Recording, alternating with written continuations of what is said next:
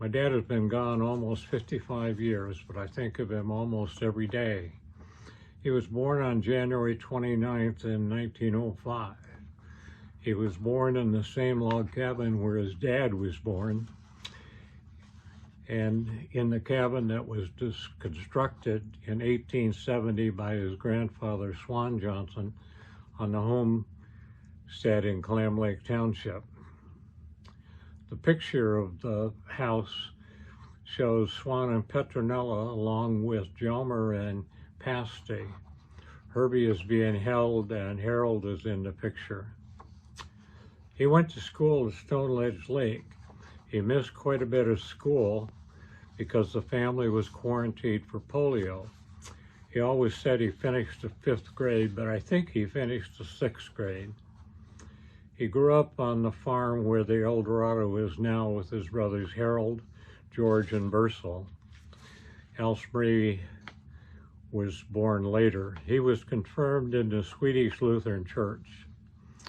He farmed with his dad until Jelmer's death in 1937. Not sure about the picture of them sitting on the bumper, but the license plate is 1933. He married Ruth Gregg on June 27, 1933. They lived adjacent to the farm. He had a German Shepherd called King. My mom would wrap a sandwich in wax paper, put it in King's mouth, who would take it out to my dad in the field. This picture of the picnic is quite interesting because Herb and Ruth are picnicking with Grandma Pasty and her mother. I believe that's Lynn and Keith in the picture. He was very excited when Linda was born in 1943. About 1946, he opened Johnny's Steak Burgers. It was called Johnny's because he felt that included the whole family as opposed by calling it by his name. The steak burger refers to using the whole cow, not just the trimmings in the burgers. It was the first restaurant in northern Michigan to have a drive-up window. He bought the property in the rear to allow trailers to exit easy to the street on the rear.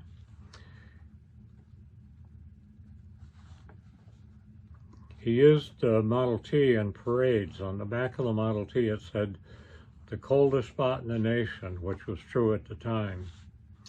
They always stayed close to Uncle Harold and Aunt Doris, making many trips to Battle Creek. This is a picture of Herb and Ruth with Lynn in the front at Uncle Harold's house in 1938. With only a 5th grade education, he felt very insecure around other business people in town. Then he and Ruth took a Dale Carnegie course.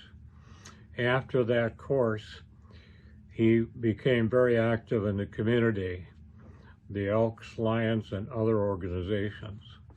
He served as the eldest exalted ruler at the Elks. He also served on the Wexford County Road Commission. About 1955, he built the house on what we call Tobacco Road. He built the house himself to show Lynn and I how to do it. He had Lynn and I place a large beam in the middle of the house using levers and rollers. This type of knowledge still serves me well. He sited the house to get the most out of the winter sun, and then had large overhang and trees to keep the house cool in the summer. He began to plant Christmas trees from seed. He had large seed beds which were down where Uncle Lynn's garage is now. He would use horses to ride the tree rows to look for bugs in the top of the trees. He also built the first pond that we now refer to as the third pond. He's always had a dog, as he liked animals, and he fenced in a large area where he could raise deer and some other animals. He built a building to hold the tanks to hatch fish from eggs. That later became the park building, where Ruth sold her antiques. He built dams in the channel to separate the different sized fish. He also built 2 more ponds to use for fee fishing. People would come frequently to see the animals, and he finally decided that maybe this could be a business for his retirement. He went in and developed the park, built the goat walk, which was a very special treat. Lynn had taken over the restaurant, and Herbie had started his Social Security at age 62. His friends all gave him a bad time about not waiting till he was 65 when he would get larger payments.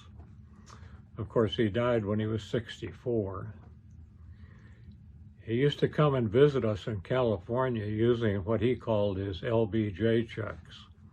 He was always interested in the area, and we took him to Mexico, where he enjoyed squid served in ink for the first time. He became a Scatmobile dealer, which was a machine that could be used year-round by substituting front skis with wheels. I don't think he ever sold any because it wasn't made very good, but he certainly had a good time using his. He came to Colorado in 1969 to hunt elk with Lynn and I. We had a great time, although we couldn't hunt the area I'd selected because of the huge snowstorms. We actually spent the first 2 days of the season getting out. In the spring of 1970, he became ill. He was in our local hospital for over a month and went to the University of Michigan Hospital for several months. Lynn and I borrowed an ambulance from a local funeral home and brought him home for the weekend in October. He died in our front room the day before he was to return. They never figured out what the problem was, but it was later decided that it must have been some virus from the Asian deer that was not tested for. Well, this video does highlight some of his life, but it does not show how creative, intelligent, and farsighted he really was. We certainly do miss him.